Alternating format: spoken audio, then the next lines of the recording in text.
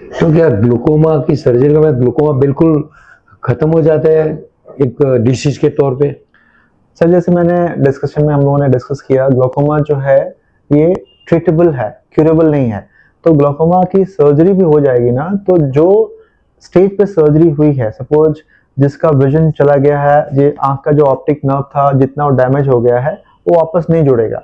तो जो विजन पहले से चला गया है वो वापस नहीं आने वाला है। सर्जरी करके हम जो विजन उनका बाकी है, जो नस उनका बाकी है, जो फंक्शनल है, उसी को हम प्रोटेक्ट कर सकते हैं।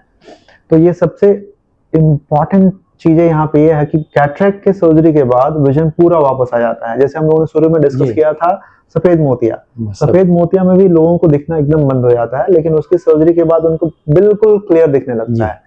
बट काला मोतिया जो ग्लूकोमा है, जो झामर है, गुजराती में उसको झामर बोलते हैं, कुछ जगह कांच बिंदु बोलते हैं, इसमें आपने जो सर्जरी की तो इसमें आपको उतना ही दिखेगा जितना आपका जो नस है जो फंक्शनल है।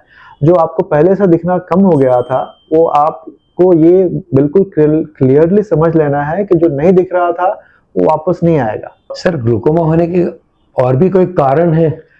सर ग्लूकोमा जो है ना बेसिकली होता तो है आंख के प्रेशर बढ़ने के कारण। प्रेशर बढ़ने के इसके मल्टीपल रिस्क फैक्टर्स होते हैं। सबसे ये जेनेटिकल है, तो फैमिली हिस्ट्री बहुत काफी इसमें इम्पोर्टेंट आता है। किसी को भी फैमिली में ग्लूकोमा है तो उनके सिबलिंग्स को, उनके ऑफस्प्रिंग्स को, उनके बच्चों को, उनके भाई बहन को ग्लूकोमा होने का रिस्क काफी ज्यादा होता है। तो जिसको ग्लूकोमा डायग्नोस हो गया उनके सारे फैमिली मेंबर्स को ग्लूकोमा स्क्रीनिंग कराना चाहिए। बिल्कुल। उसके अलावा किसी को अगर बचपन में चोट लग गया या बड़े होने के बाद आंख में चोट लग गया, उससे ग्लूकोमा होने का रिस्क बढ़ जाता है। इसके अलावा आंख का जो पुतली होता है ना, उसको किकी बोलते हैं, कॉर्निया बोलते हैं। किसी का कॉर्निया थिन है, पतला है, उसको ग्लूकोमा हो सकता है। किसी को डायबिटीज है, ब्लड प्रेशर है, थायराइड है, इन सब के कारण भी रिस्क फैक्टर्स बढ़ जाता है। किसी को अगर कोई किसी बीमारी के कारण कॉर्टिकोस्टेरॉइड चलता है, लाइक बहुत सारे लोग आयुर्वेदिक और होम्योपैथिक ट्रीटमेंट लेते हैं जिसमें कभी कभी वो कॉर्टिकोस्टेरॉइड देते हैं उससे, या कोई किसी को स्किन में इचिंग है तो स्किन में उसके लिए क्रीम लगा रहे हैं सालों से। ये सारे जैसे किसी को अस्थमा है, दमा है, उसके लिए पंप लेते हैं, इनहेलर लेते हैं। इन सारे जो मेडिसिन होती है ना उसमें कॉर्टिकोस्टेरॉइड्स होता है, जिसके कारण आपका आंख का प्रेशर बढ़ सकता है, आपको ग्लूकोमा हो सकता है। लेकिन ग्लूकोमा जैसे है बच्चों में भी हो सकता है, उसको हम कंजेनिटल ग्लूकोमा बोलते हैं।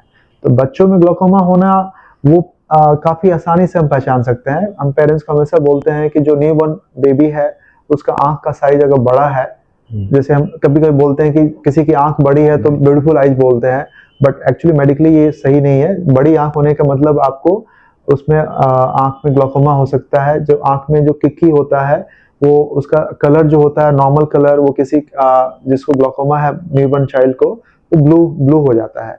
कभी न्यूबॉर्न चाइल्ड में जिसको ग्लूकोमा है वो लाइट को टॉलरेट नहीं करेगा, जहां भी लाइट को देखेगा आंख बंद कर लेगा, आंखों से पानी आएगा। तो बच्चों में ग्लूकोमा को पहचानना काफी आसान है, बट बड़ों में, एडल्ट में ग्लूकोमा का लक्षण आना काफी लेट होता है। सर एक प्रश्न और उठा मेरे मन में, तो ये जो ग्लूकोमा है ये शुरुआत दोनों आंखों में साथ साथ हो जाती है या वन बाय वन हो सकती है? सर ग्लूकोमा जनरली जो है वो बायलैटरल होता है, दोनों आंखों में होता है। अच्छा। बट ये एसिमेट्रिकल होता है, एक आंख में जल्दी होता है, दूसरे आंख में थोड़ा लेट से होता है। तो जब अगर किसी को ग्लूकोमा स्टार्ट हुआ है तो वो दोनों आंख में होगा, लेकिन एक में थोड़ा ज्यादा होगा और एक में थोड़ा लेट से आएगा। तो ये है तो दोनों आंखों की बीमारी, लेकिन थोड़ा एसिमेट्रिकल डिजीज बोलते हैं। सर अब इतनी चर्चा की, हमारे दर्शकों के लिए बहुत जानकारी प्राप्त हो गई है, तो ये भी बता दीजिए कि ग्लूकोमा न हो तो इसके लिए हम क्या करें? Sir the best way to prevent glaucoma is to get your eye screened. तो ग्लूकोमा किसी को ना हो उसके लिए सबसे इम्पोर्टेंट मैसेज मेरे तरफ से ये है कि आपका अगर उम्र 40 साल से ज्यादा हो गया है, आफ्टर 40 सबसे ज्यादा रिस्क होता है ग्लूकोमा का, ओपन एंगल और एंगल क्लोजर का। तो आफ्टर द एज ऑफ 40 आपको अपनी आंख एक ग्लूकोमा स्पेशलिस्ट से once in year routine eye checkup कराना चाहिए, क्योंकि अर्ली स्टेज में ग्लूकोमा अगर डॉक्टर को पता चल गया तो ट्रीटमेंट बहुत ही सिंपल है। एक ड्रॉप से आपका प्रेशर कंट्रोल रहेगा और आपको कोई तकलीफ नहीं होगी।